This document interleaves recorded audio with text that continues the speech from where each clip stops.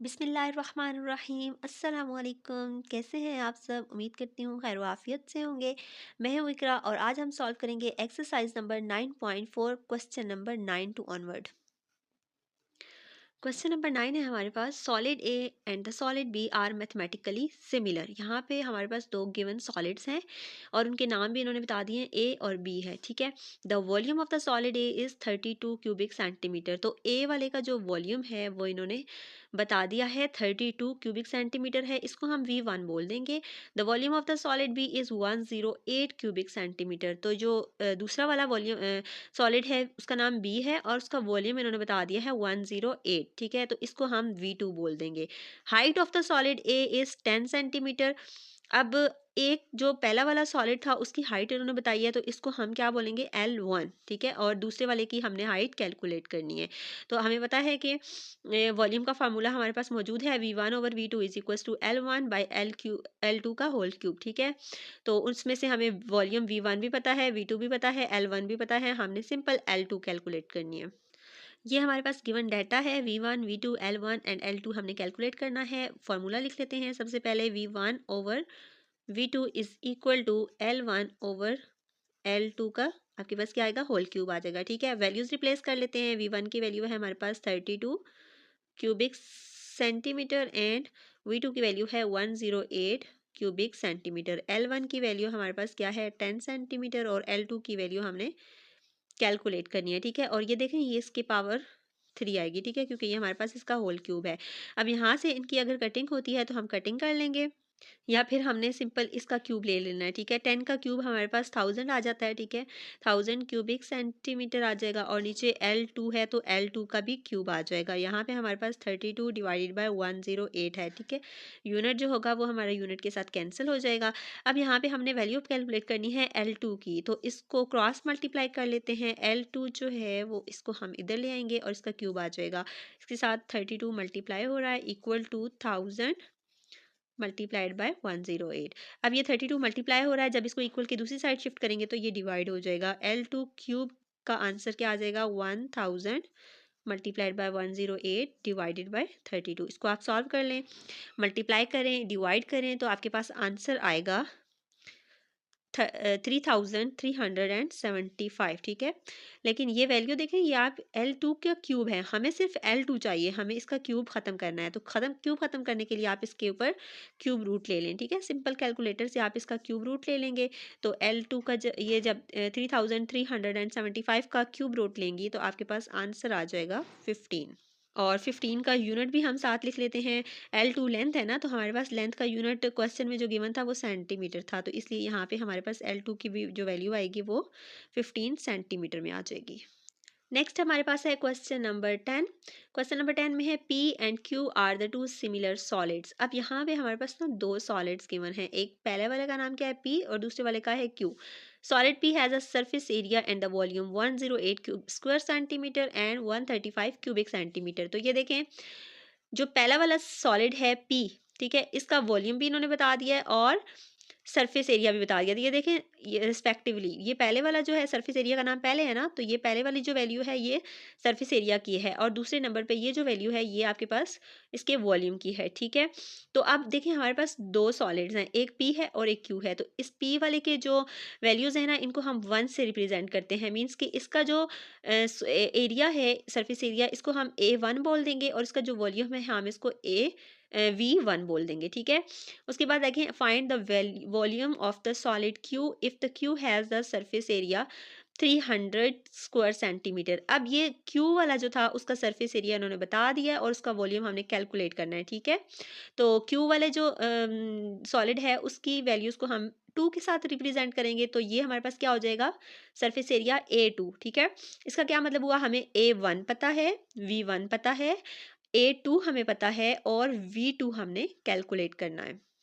अच्छा, ये हमारे पास P और Q दो सॉलिड्स हैं, A1 और V1 इसकी वैल्यूज़ हैं, A2 और V2 इस Q की वैल्यूज़ हैं। ठीक है, यहाँ से हमने V2 कैलकुलेट करना है। अब हमें ये पता है कि जो हमारे पास फार्मूला है ना, A1 और V1, A1/A2 is equals to L1/L2 का होल स्क्वायर, ये है। और दूसरा क्या है, V1/V2 is equals to L1/L2 का होल क्यूब, ठीक है। हमारे पास डायरेक्ट एरिया और वॉल्यूम की रेशियोज का कोई फार्मूला, कोई रिलेशन मौजूद नहीं है, तो इसलिए हम पहले क्या करेंगे, A1/A2 is equal to L1/L2 whole square, ये वाला फार्मूला अप्लाई करेंगे और यहाँ से हम L1/L2 यानी लेंथ की रेशो कैलकुलेट कर लेंगे।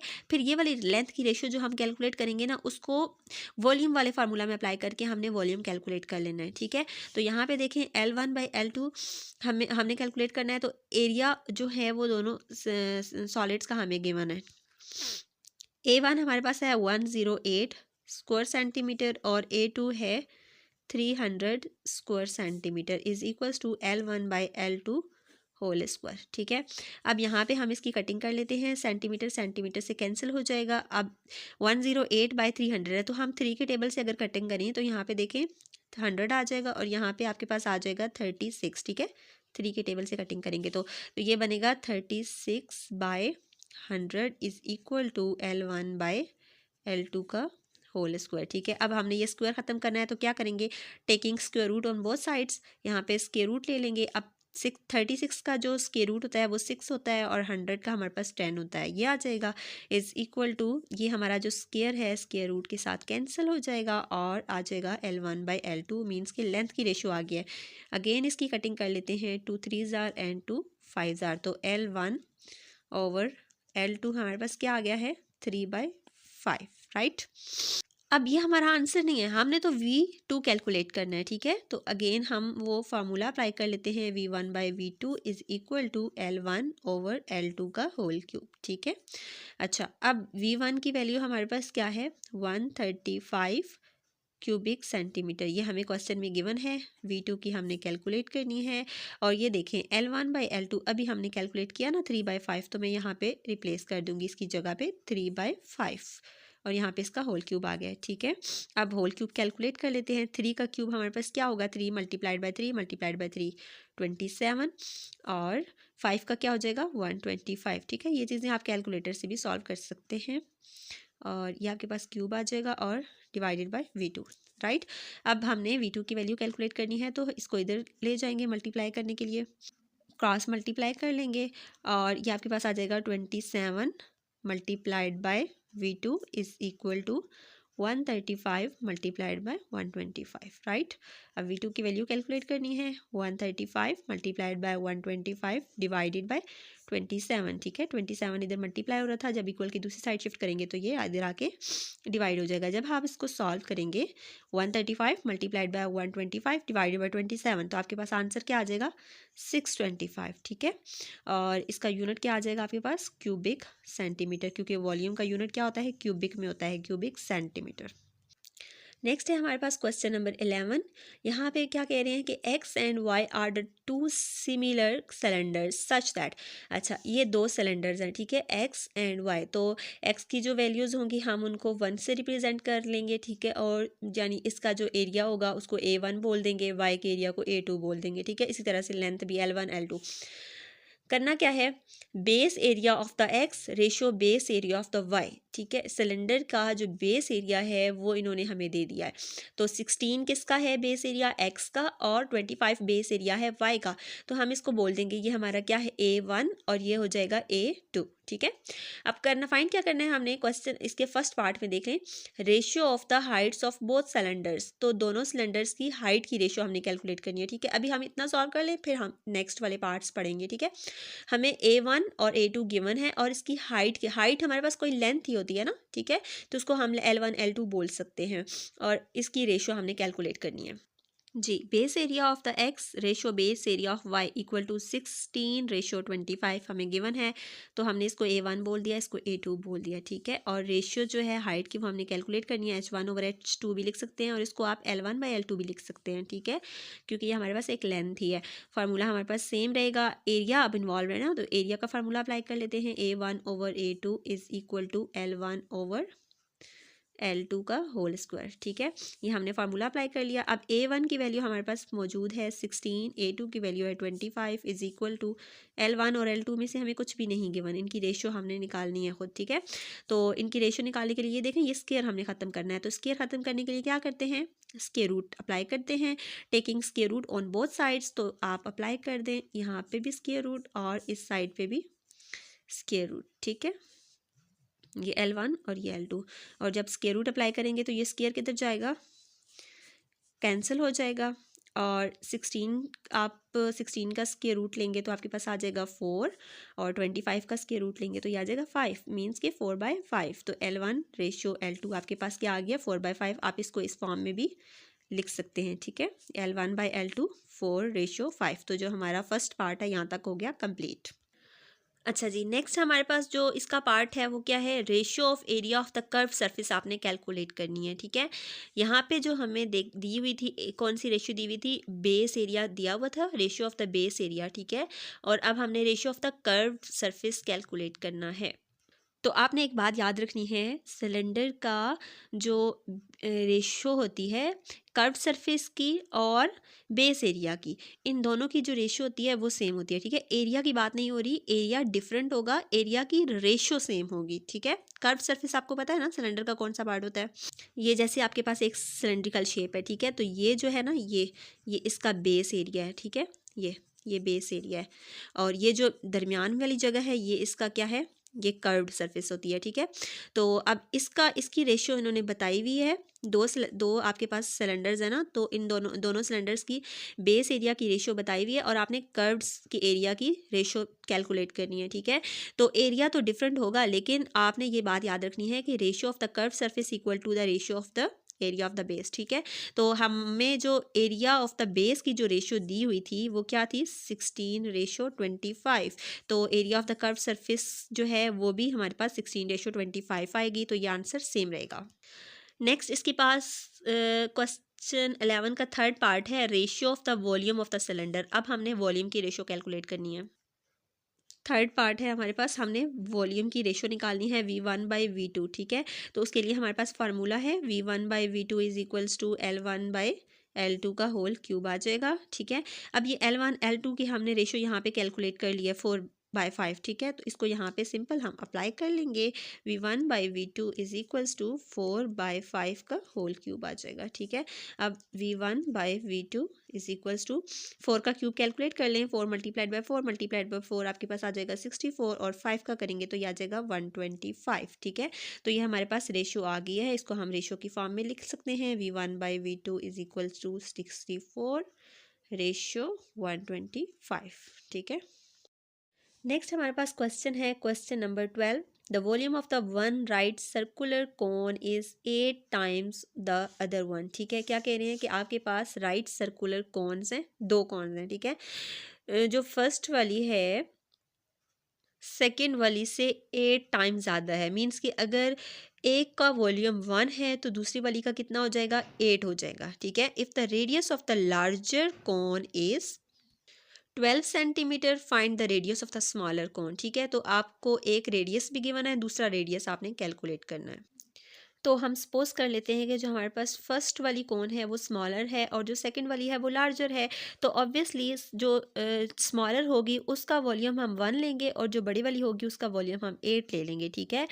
तो अब बड़े वाली जो है स्मॉलर वाली का अगर हम 1 ले रहे हैं ना वॉल्यूम, तो इसको V1 बोलेंगे और इस 8 वाली को V2 बोल देंगे, ठीक है।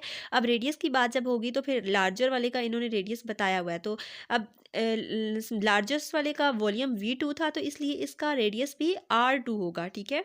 और स्मॉलर जो होगी उसका रेडियस R1 होगा, तो इसका मतलब है हमने R1 कैलकुलेट करना है, R2 हमें गिवन है। V1 जो है वो हमारा 1 हमने ले लिया है, V2 हमने 8 लिया है, और R1 जो है वो हमने कैलकुलेट करना है, और R2 की वैल्यू 12 ली है। अब देखें रेडियस है ना ये, ठीक है। तो रेडियस भी हमारे पास क्या होती है, एक लेंथ ही होती है ना, सही है। तो हम फार्मूला अप्लाई कर देते हैं, V1/V2 is equal to L1/L2 का होल क्यूब, ठीक है। इस रेडियस को आप L1 L2 बोल सकते हैं, सही है। और इसी तरह से हम अगर फार्मूले में चाहें तो फार्मूले में भी फिर यहाँ पे R1/R2 का होल क्यूब यही अप्लाई कर सकते हैं, ठीक है, जैसे आपको ठीक लगे। अब V1 की वैल्यू जो है वो हमारे पास 1 है, V2 की वैल्यू 8 है, R1 की वैल्यू हमारे पास नहीं है मालूम, ठीक है, ये हमने कैलकुलेट करनी है। और R2 की वैल्यू हमें पता है वो 12 है, और ये सारी वैल्यूज़ हमने पुट कर ली हैं। अब सिंप्लीफाई कर लेंगे इसको, देखें R1 क्यूब आ जाएगा हमारे पास, और जो 12 का क्यूब हमने कैलकुलेट करना है वो क्या होगा, 12 मल्टीप्लाइड बाय 12 मल्टीप्लाई बाय 12। जब आप इसको सॉल्व करेंगे तो आपके पास आ जाएगा 1728, ठीक है, और ये 1/8 है।